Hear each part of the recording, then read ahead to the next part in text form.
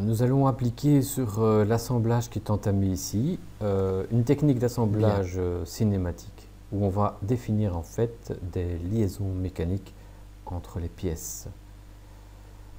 Pour s'assurer que cela fonctionne, on va devoir choisir le bon module. On va donc aller dans Maquette numérique et on prend DMU kinématique. On voit que l'icône a changé. Et on dispose d'une série de boutons qui permettent de définir ces liaisons et mettre en mouvement le montage. La première chose à réaliser est de fixer la pièce de base. On va mettre donc une encre. Il va falloir donc fournir le mécanisme. On va dire que c'est un nouveau mécanisme. On peut éventuellement lui donner un nom. On fait OK. Une fois que c'est fait, on va pouvoir définir cette fixation. Voilà, et on va retrouver dans notre branche de fixation un mécanisme qui apparaît et on a déjà le corps qui est fixé dans l'espace.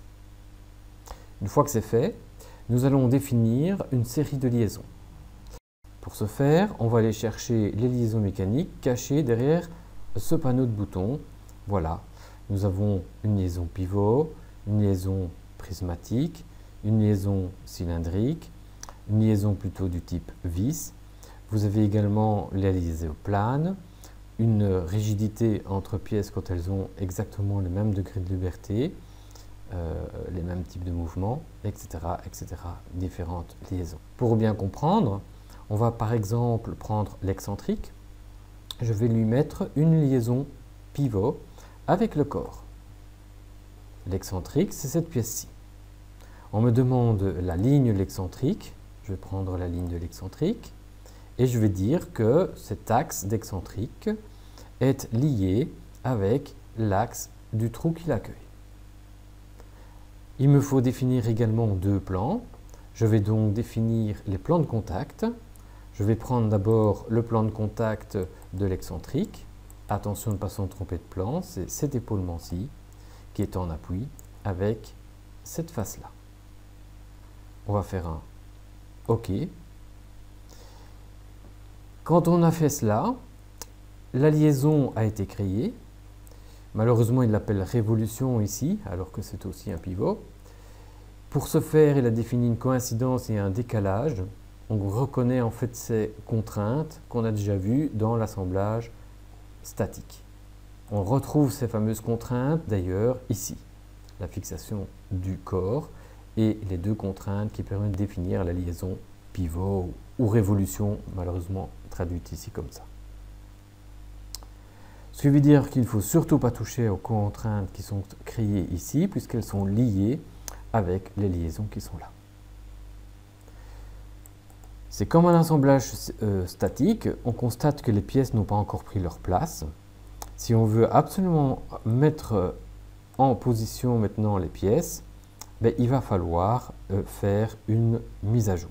Alors pour la mise à jour, il faut aller chercher les boutons cachés dans les panneaux verticaux. Voilà, ici on a la mise à jour. Il suffit de cliquer dessus, demander la mise à jour du mécanisme 1, faire OK. Et voilà la pièce qui est mise à jour.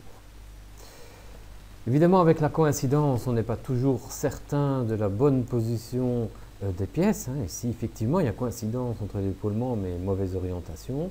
Et donc, il suffit d'agir sur la contrainte qui nous pose problème. Ici, c'est le décalage qui oriente mal.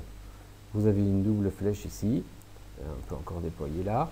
Vous voyez que l'orientation ici peut être demandée d'être opposée. On va faire OK. On va mettre une mise à jour du mécanisme. Et voilà, il a orienté maintenant la pièce convenablement. Bien, maintenant essayons la contrainte prismatique, c'est la liaison glissière qu'il y a entre le coulisseau et le corps principal. On va donc aller chercher cette commande. Je vais mettre la commande glissière, ils appellent ça liaison prismatique, qui s'applique sur le mécanisme 1. Pour le moment, il n'y a qu'un seul mécanisme sur l'assemblage. Il demande de nouveau deux lignes et deux plans. Alors ici, les lignes, bon, ce sont des lignes communes et en contact. Je vais prendre par exemple l'arête qui se trouve ici sur ma glissière et je vais prendre la ligne équivalente sur le coulisseau Et toujours dans le même ordre des pièces, donc, je vais ensuite dans les plans prendre par exemple le contact de ce plan-ci avec le contact de ce plan-là de notre coulisseau. Et on va faire un OK.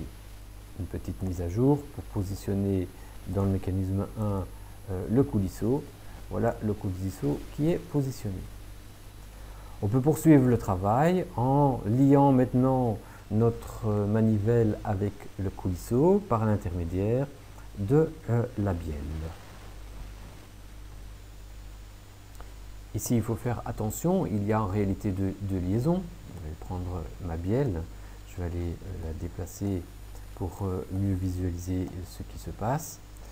Si on va lire le plan de l'assemblage, nous avons au-dessus une liaison du type cylindrique avec le coulisseau, tandis qu'en bas, nous avons une liaison du type pivot avec le coulisseau. Si jamais on définit des contraintes trop importantes, c'est-à-dire qu'on réduit trop le degré de liberté, le mécanisme ne voudra jamais s'exécuter. Donc il faut faire très attention au nombre de degrés de liberté que l'on va laisser à l'ensemble du montage, sous peine de ne jamais pouvoir faire la simulation. On est parti donc. Je vais donc mettre une liaison du type cylindrique. Je vais donc aller chercher dans la liaison du type cylindrique. La liaison cylindrique me demande simplement les axes communs. Okay, donc je vais prendre l'axe de ma bielle et je vais aller chercher l'axe du trou correspondant sur l'excentrique. On fait un OK. Ça, c'est la première liaison. Deuxième type de liaison, c'est une liaison pivot, puisqu'il y a un contact plan à plan, ainsi que des axes communs. Je lance donc le pivot.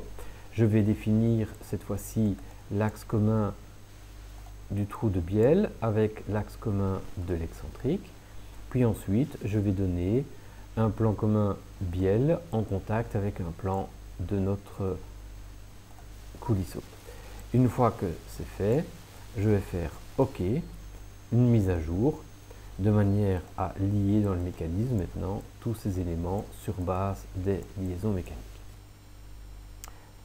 Bien, à ce stade, on va déjà pouvoir faire une première mise en mouvement. Remarquez entre nous que le mécanisme n'a plus qu'un degré de liberté 1. Vous avez le pivot qui avait été défini, le prisme, le cylindre, la révolution. Donc on retrouve toutes les contraintes. Vous voyez bien que les contraintes ont commencé à se compléter. Pour que ce soit exécutable, il va falloir maintenant imposer un mouvement à une de ces liaisons. Alors la liaison la plus classique, c'est faire tourner l'excentrique et cela va entraîner le déplacement du reste des pièces. On va donc prendre par exemple ici la révolution ou pivot et on va rajouter un paramètre, c'est une commande en angle de l'objet.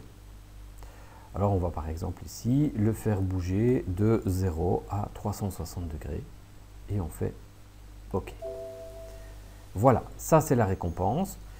Vu que le nombre de degrés de liberté maintenant est passé à 0, le mécanisme va pouvoir être simulé. Allons-y donc pour la simulation. Alors on va tenter cette simulation, on va appuyer sur le bouton de simulation qui est ici. Il me demande si il applique ça au mécanisme 1, oui. Je vais ensuite faire ça à la demande, OK. Je vais ensuite le déplacer à une position initiale, voilà qui est fait.